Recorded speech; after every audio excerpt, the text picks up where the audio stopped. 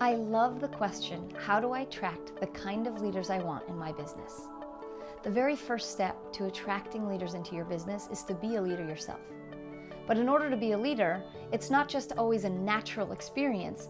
People often need to work on their confidence, they need to work on their poise, they need to work on their speaking skills, and they really need to begin to look at who they want to be in the matter of their business, of their relationships, and of the impact that they make in their business and in their lives. So one of the ways that I teach people to do that is to begin by making a list. Identify 1, 2, or 3 people out in the world that you see as a leader. Make a list of all the qualities that you define they have. Is it communication skills? Is it the way that they are service conscious? Is it the way they give back to communities? However it is, if you begin to identify what you see in another, we can't really see in other people something unless we possess that inside ourselves. So when we come from the lens of what they possess, then we can begin to build the muscle of owning that inside of ourselves.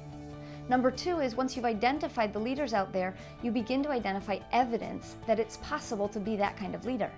So then when you begin to practice some of the traits that you identify, then you can begin to identify inside of yourself, oh, I too have communication skills. Oh, I too make a difference for people. And when you begin to make those correlations, you actually begin to feel what it feels like to step into being a leader.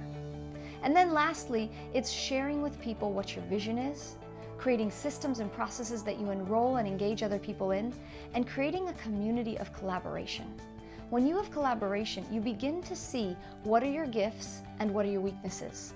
By identifying gifts, skills, strengths, and weaknesses, you can identify the roles that you play as a leader and delegate to those people that have other skills and gifts what roles they can fulfill to have a very well-rounded business and organization. So I invite you to really consider, as you're looking at how do I attract the kind of leaders that I want, to ask yourself, what kind of leader am I? And what kinds of skills or tools do I want to develop so that I can be the greatest leader?